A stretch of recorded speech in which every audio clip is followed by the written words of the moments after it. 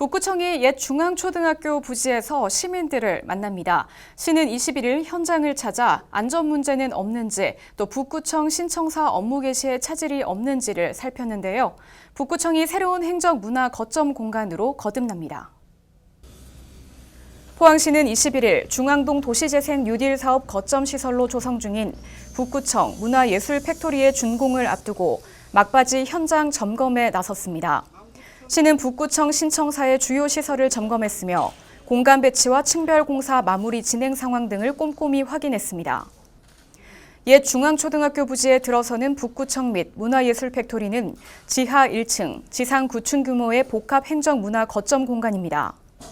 북구청 각 사무실은 물론 북카페와 포항문화재단, 문화예술 팩토리, 도시숲 광장 등으로 구성돼 침체된 원도심 지역에 활기를 불어넣고 시민들에게 양질의 행정 문화 서비스를 제공할 것으로 기대됩니다.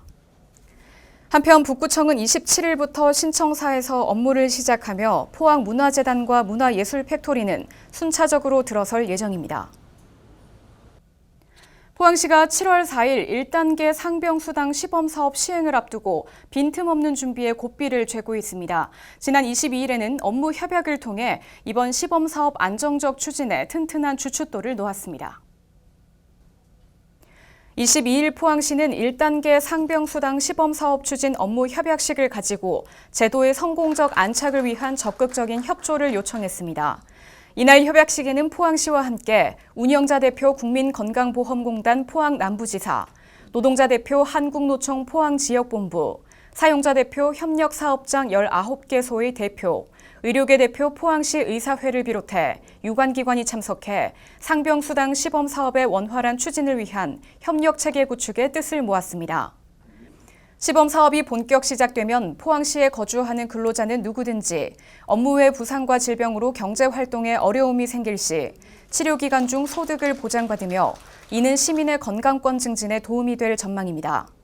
시는 이번 사업으로 적극적인 복지 정책의 계기를 마련하고 우리나라 사회 보장체계 구축 강화에 기여하며 아픈 근로자의 쉼과 소득 보장으로 복지 희망특별시 포항에 한 발 더 다가선다는 방침입니다.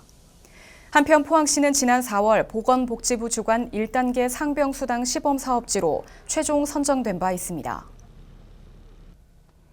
12년 만에 포항에서 열리는 제60회 경북도민체육대회가 한 달도 채 남지 않았습니다. 시는 대회 준비에 박차를 가하고 있는데요. 22일에는 성공적 체전 개최의 든든한 조력자가 될 자원봉사자 발대식이 있었습니다. 지난 22일 제60회 경북도민체육대회의 성공적인 개최를 위한 자원봉사자 발대식이 있었습니다. 포항시는 7월 15일부터 18일까지 포항에서 개최되는 경북도민체육대회가 화합, 희망, 경제의 성공적 체전이 되도록 노력하고 있습니다. 이에 이날 발대식은 자원봉사자들의 자긍심을 고취하는 한편 친절교육을 통해 대회 참가자들의 만족도를 증진하기 위해 열렸습니다.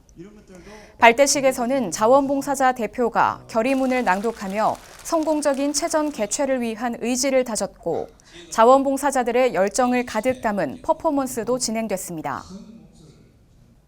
간추린 소식입니다. 20일 경북도청에서 민선 8기 시장 군수 당선인 정책 간담회가 열렸습니다. 이날 간담회에는 경북 23개 시군 당선인 등이 참석한 가운데 민선 8기 정책 방향 보고를 듣고 도정 비전과 목표를 공유했습니다. 또 당선인들은 시군별 SOC 사업과 일자리, 문화, 관광 등 여러 사업을 건의하기도 했습니다. 포항시와 경상북도 포항교육지원청은 환경교육 활성화를 위해 20일 업무 협약을 체결했습니다. 업무 협약은 탄소 중립을 향한 학교의 변화 등을 주도하기 위해 추진됐으며 신광면 소재 폐교 부지에 조성된 포항 환경학교를 중심으로 환경교육 선도도시의 기반을 마련합니다. 포항시는 대규모 투자 유치를 통한 지역경제 대도약을 도모하고 있습니다. 21일 포항시는 영일만 4 일반 산업단지에서 투자 유치 진행 상황과 공사 현장을 점검하며 기업하기 좋은 환경 조성을 위한 전략을 논의했습니다. 시는 각 기업의 문제 해결을 적극 지원하고 산업단지별 인프라 구축에도 힘쓸 계획입니다. 지난 22일과 23일 해양 바이오 산업 기반 확대와 산학연 협력 촉진을 위한 제4회 해양 바이오 포럼이 열렸습니다.